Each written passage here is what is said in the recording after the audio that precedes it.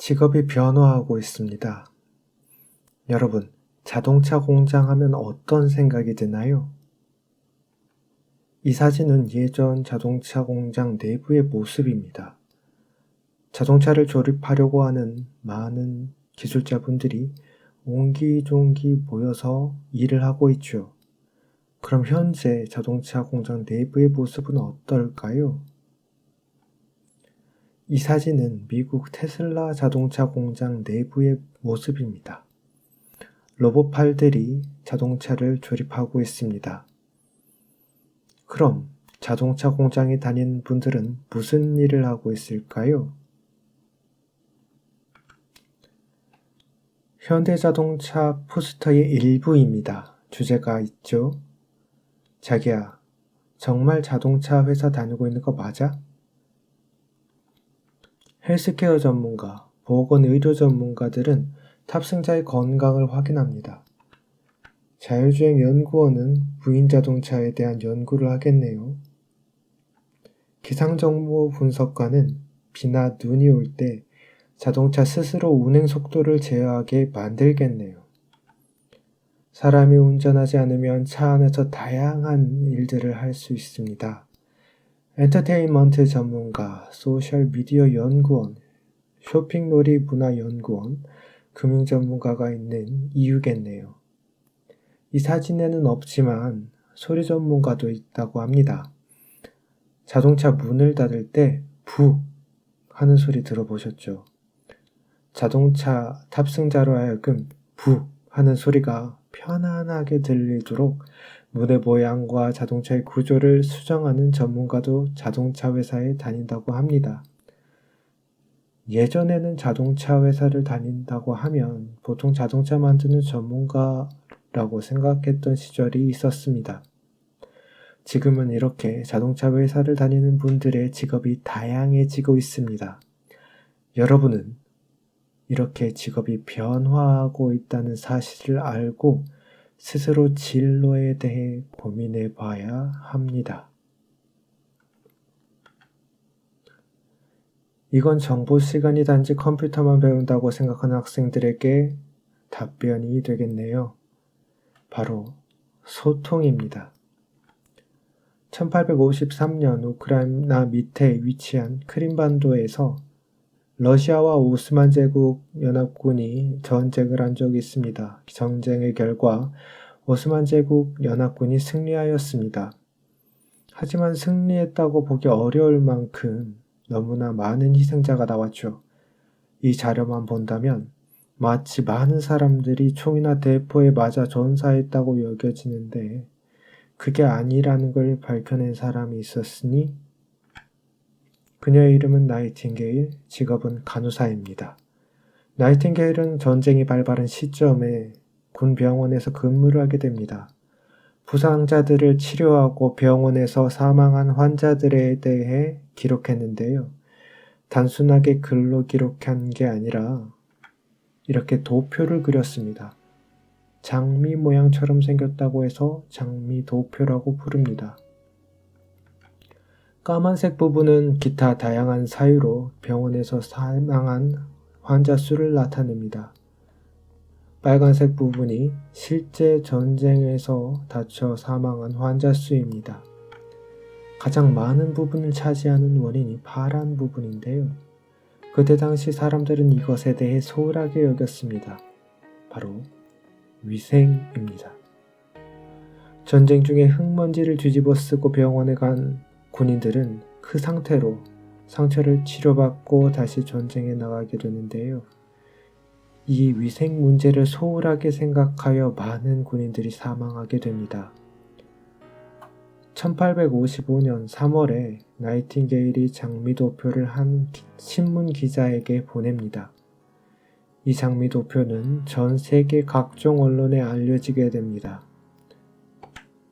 위쪽의 장미도표를 보면 이렇게 시간이 지날수록 파란색 부분이 줄어드는 것을 볼 수 있는데요. 이때부터 사람들이 위생의 중요성에 대해 알게 되었음을 짐작할 수 있습니다. 나이팅게일처럼 정보를 다른 사람에게 어떻게 효과적으로 전달할 수 있을까? 이 소통의 방법을 여러분은 정보 시간에 배울 필요가 있습니다. 코로나19 때문에 정부에서도 위생의 중요성에 대해 정보를 전달하고 있네요. 여러분은 정보 시간에 현존 최고의 기술을 배우게 됩니다. 바로 프로그래밍입니다. 세계 소프트웨어 시장 규모가 점점 커지는 것을 볼 수 있습니다.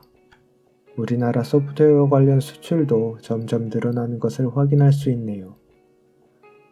그런데 이렇게 시장이 커지고 수출이 늘어나기만 하면 그것이 과연 최고의 기술인가? 라는 의문을 갖게 됩니다. 이분은 20세기를 대표하는 3인 중에 한 사람인 찰스 다윈입니다. 직업은 생물학자. 찰스 다윈은 평생을 거쳐 다음의 의문에 대한 답을 연구합니다. 과연 어떤 생물이 가장 오래 살아남는가? 다윈은 결론을 내립니다. 가장 강한 힘을 가진 생물, 가장 똑똑한 지성을 가진 생물이 아니라 변화에 가장 잘 적응하는 생물이 살아남는다. 저는 이걸 기술에 빗대어 표현해 봅니다. 소프트웨어는 시장에서 막강한 영향력을 가지고 있습니다.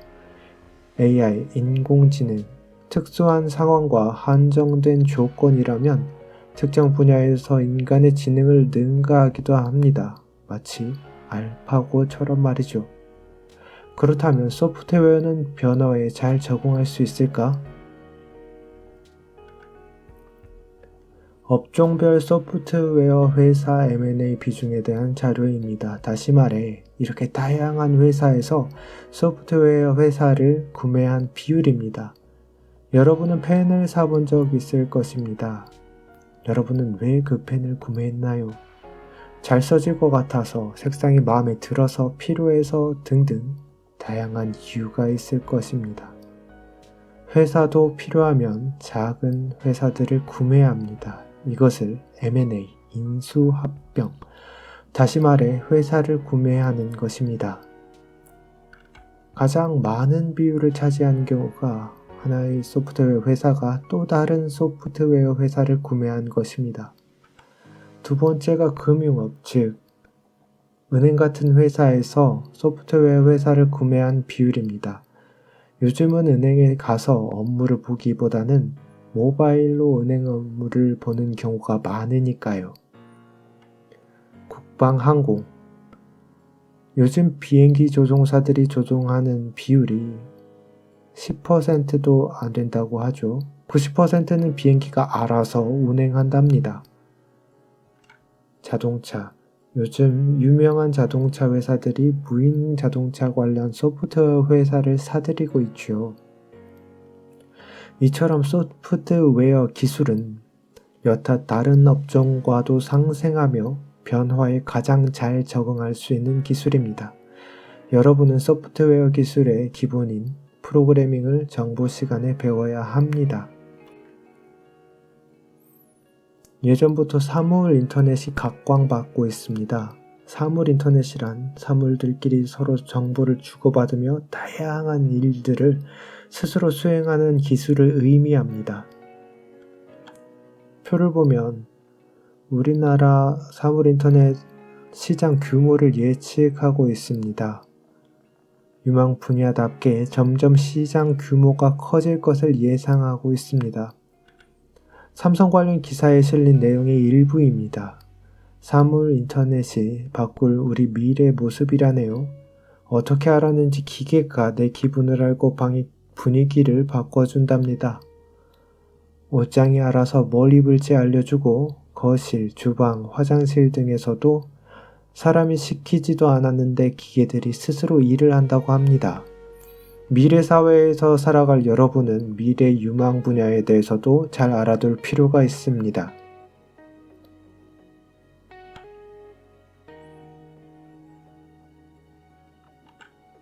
여러분은 1단원 정보 문화 시간에 미래 직업에 대해 배우게 됩니다.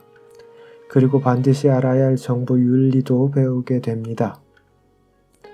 2단원에서는 나이팅게일처럼 정보를 효과적으로 전달하는 방법에 대해 배우게 됩니다. 이것은 사람과 사람과의 소통이죠. 인간과 컴퓨터는 어떻게 소통할 수 있는지 그 원리에 대해서도 배울 것입니다. 3단원에서 현존 최고의 기술인 프로그래밍에 대해 배울 것입니다. 여러분은 컴퓨터로 문제를 해결하는 과정을 경험할 것입니다. 4단원에서는 피지컬 컴퓨팅에 대해 배울 것입니다. 미래 유망 분야인 사물 인터넷도 이 피지컬 컴퓨팅의 종류에 포함됩니다. 기본적인 컴퓨팅 시스템의 원리를 바탕으로 피지컬 컴퓨팅에 대해 알아보고 실제로 구현해보는 시간을 가져볼 것입니다. 자, 그럼 다음 시간에 정보사회가 무엇인지에 대해 배워보도록 하죠.